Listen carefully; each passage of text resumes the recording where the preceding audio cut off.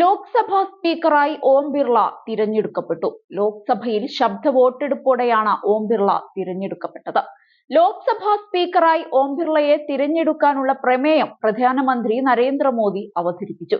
പ്രതിപക്ഷത്ത് നിന്ന് കോൺഗ്രസ് എംപി കൊടിക്കുന്നിൽ സുരേഷ് ആയിരുന്നു സ്പീക്കർ സ്ഥാനത്തേക്ക് മത്സരിച്ചത്.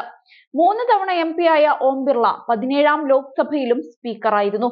സ്പീക്കറായി തിരഞ്ഞെടുക്കപ്പെട്ട ഓം ബിർളയെ പ്രതിപക്ഷ നേതാവ് രാഹുൽ ഗാന്ധി അഭിനന്ദിക്കുകയും പ്രധാനമന്ത്രി നരേന്ദ്രമോദിക്കൊപ്പം ചെയറിലേക്ക് ആനയിക്കുകയും ചെയ്തു.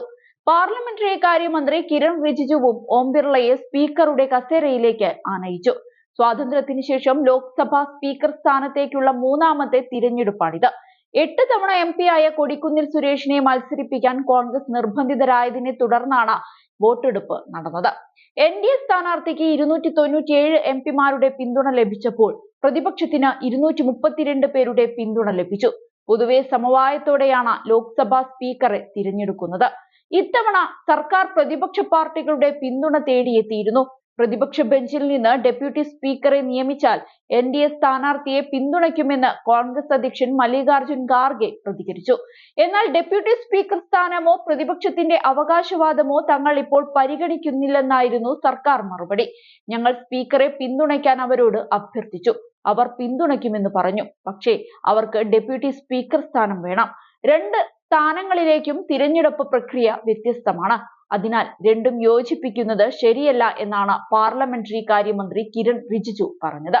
പരമ്പരാഗതമായി പ്രതിപക്ഷ എംപിക്ക് ലഭിച്ചിരുന്ന ഡെപ്യൂട്ടി സ്പീക്കർ സ്ഥാനം കഴിഞ്ഞ ലോക്സഭയിൽ ഒഴിഞ്ഞിരിക്കുകയായിരുന്നു. 2014-ൽ BJP സഖ്യകക്ഷിയായ AIADMKയുടെ M തമ്പിദുരൈയായിരുന്നു ഡെപ്യൂട്ടി സ്പീക്കറായത്. എന്നാൽ 14-നും 19-നും വ്യത്യസ്തമായി ഇത്തവണ BJPക്ക് ഒറ്റയ്ക്ക് ഭൂരിപക്ഷം ലഭിച്ചിട്ടില്ല. ഇതിന്റെ കൂടി പശ്ചാത്തലത്തിലാണ് സ്പീക്കർ തിരഞ്ഞെടുപ്പിൽ മത്സരം നടന്നത്. അതേസമയം ലോക്സഭാ സ്പീക്കർ തിരഞ്ഞെടുപ്പിൽ തർക്കം മാറ്റിവെച്ച് തൃണമൂൽ കോൺഗ്രസ് അവസാന നിമിഷം എത്തിയിരുന്നു. സ്പീക്കർ തിരഞ്ഞെടുപ്പിൽ ഇന്ത്യ സഖ്യത്തിന്റെ സ്ഥാനാർത്ഥിയായ കോൺഗ്രസിന്റെ കൊടിക്കുന്നിൽ സുരേഷിനെ പിന്തുണയ്ക്കാൻ തൃണമൂൽ കോൺഗ്രസ് തീരുമാനിക്കുകയായിരുന്നു. നേരത്തെ കൊടിക്കുന്നിൽ സുരേഷിനെ സ്ഥാനാർത്ഥിയാക്കിയത് തങ്ങളോട് കൂടിയാലോചിക്കാതെയാണ് എന്ന് തൃണമൂൽ കോൺഗ്രസ് പറഞ്ഞിരുന്നു. 29 എംപിമാരാണ് തൃണമൂൽ കോൺഗ്രസിന് ലോക്സഭയിലുള്ളത്. അതേസമയം 3 തവണ എംപിയും കഴിഞ്ഞ ലോക്സഭയിൽ സ്പീക്കറുമായ ഓം ബിർള ഇത്തവണയും സ്പീക്കർ സ്ഥാനത്തെത്തുമെന്ന് ഏറെക്കുറെ ഉറപ്പായിരുന്നു. ഓം ബിർളയ്ക്ക് 293 NDA എംപിമാരുടെയും YSR കോൺഗ്രസ് പാർട്ടിയുടെ 4 എംപിമാരുടെയും പിന്തുണയുണ്ടായിരുന്നു. 300 കടക്കാൻ മറ്റ് എംപിമാരുമായി BJP ചർച്ച നടത്തിയിരുന്നു.